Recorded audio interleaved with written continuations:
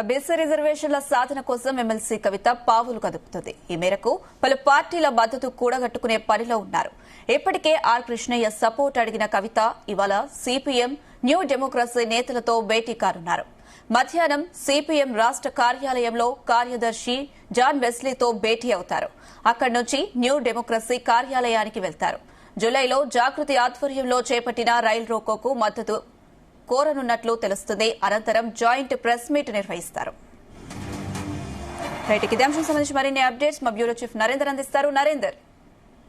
Right Anusha, BC రిజర్వేషన్ల అంశం మీద ఎమ్మెల్సీ కవిత బీఆర్ఎస్ నేత పోరాటం చేస్తూ వస్తున్నారు. చాలా కాలంగా మనం చూసాం, పూలే అంశం మీద చాలా కాలంగా ఫైట్ చేశారు. పూలే విగ్రహాలు పెట్టాలని, దాని తర్వాత అంబేద్కర్ విగ్రహాల గురించి ఫైట్ చేసింది. బీసీ రిజర్వేషన్లకు సంబంధించి 42% రిజర్వేషన్ సంబంధించి ధర్నా నిర్వహించింది ఇందిరా పార్క్ దగ్గర.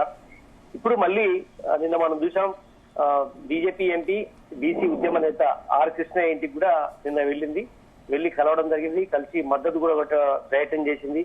అక్కడ కూడా మాట్లాడడం జరిగింది. ఖచ్చితంగా ఈ త్వరలో చేపట్టాల్సిన పలు కార్యక్రమాలు ఏదైతే ఉన్నాయో బీసీ ఉద్యమం కోసం ఢిల్లీకి వెళ్లే విషయంలో కానీ, అదేవిధంగా రైలు రోకోకు మద్దతు చేసే అంశం మీద కూడా జూలైలో ఆమె జాగృతి ఆధ్వర్యంలో పెద్ద ఎత్తున కార్యక్రమం నిర్వహించాలనుకున్నారు. దానికి మద్దతుగా ఆర్ కృష్ణయ్యతో పాటు పలువురు కలిసి వచ్చేటువంటి నేతల్ని కలుపుకొని పోవాలన్నటువంటి ఆలోచనతో ఆమె ముందుకు వెళ్తున్నటువంటి నేపథ్యం విషయం. అయితే ఇవాళ కూడా సిపిఐ, సిపిఎం, న్యూ డెమోక్రసీ సంబంధించిన లెఫ్ట్ పార్టీలకు సంబంధించినటువంటి లీడర్లను కూడా మద్దతు కోరేందుకు వెళ్లబోతున్నారు. మధ్యాహ్నం సిపిఎం రాష్ట్ర కార్యాలయంలో కార్యదర్శిగా ఉన్నటువంటి జాన్ వెస్లీతో సమావేశం కానున్నారు. అక్కడనే మీడియా సమావేశం ఏర్పాటు చేయబోతున్నారు.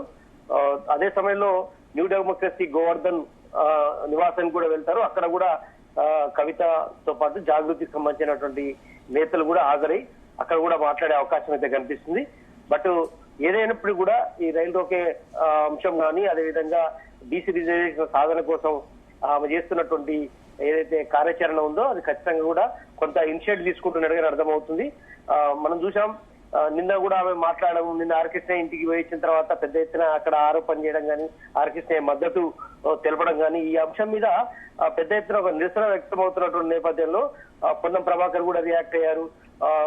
ఆర్ కృష్ణయ్య ఏంది ఎమ్మెల్సీ బీఆర్ఎస్ పార్టీకి మద్దతు ఏంది అంటే లోపాయికారు ఒప్పందమైనట్టుగా పొన్నం ప్రభాకర్ చేసినటువంటి కామెంట్స్ కూడా దాని మీద పెద్ద ఎత్తున జాగృతి నేతలు కానీ, కవిత కానీ రియాక్ట్ అవుతున్నటువంటి పరిస్థితి కూడా ఉంది. అంటే ఇక్కడ రాష్ట్రంలో బీసీకి సంబంధించినటువంటి 42% రిజర్వేషన్ల కోసం నిజంగా చిత్తశుద్ధి ఉంటే పొన్నం ప్రభాకర్ గాని, అదే సమయంలో సీఎం రేవంత్ రెడ్డి ఢిల్లీకి వెళ్లి కేంద్రం మీద ఎందుకు ఒత్తిడి తీసుకురావట్లేదు, రాష్ట్రపతి ఆమోదం కోసం వెయిట్ చేస్తున్నటువంటి ఆ ఫైల్ ని ఎందుకు తెప్పించడంలో ఫెయిల్ అవుతున్నారు అన్నటువంటి కేవలం తూతు మంత్రంగా ఇక్కడ కౌన్సిల్లో గాని, అసెంబ్లీలో విద్యా ఉద్యోగ స్థానిక సంస్థల ఎలక్షన్స్ కోసం ఇక్కడ చేసి దాని తర్వాత చేతులు దుప్పుకోవడం ఎంతవరకు కరెక్ట్ అంటూ కూడా వాళ్ళు ఆరోపణ చేస్తున్నటువంటి నేపథ్యం అయితే ఉంది. ఖచ్చితంగా రాబోయేటువంటి స్థానిక సంస్థల ఎన్నికలు ఏదైతే రాబోతున్నాయో షెడ్యూళ్లు రాబోతున్నటువంటి ఈ సమయంలో ఖచ్చితంగా జాగృతి ఆధ్వర్యంలో ఒత్తిడి చేయడం అనేది ఒక పరిష్కారంగా కవిత ఆలోచిస్తుంది. అందుకనే ఖచ్చితంగా రాష్ట్ర ప్రభుత్వం మీద ఒత్తిడి పెంచడం ద్వారా ఇట్లా అన్ని రాజకీయ పార్టీలు అఖిలపక్షాన్ని ఢిల్లీకి తీసుకెళ్లే ఉద్దేశంతో ఆమె ప్లాన్ చేస్తున్నట్టు అర్థమవుతుంది. ఖచ్చితంగా నిన్న మనం చూసాం, కేబినెట్ లో కూడా ఈ టాపిక్ కూడా అలా వచ్చి వెళ్ళిపోయింది.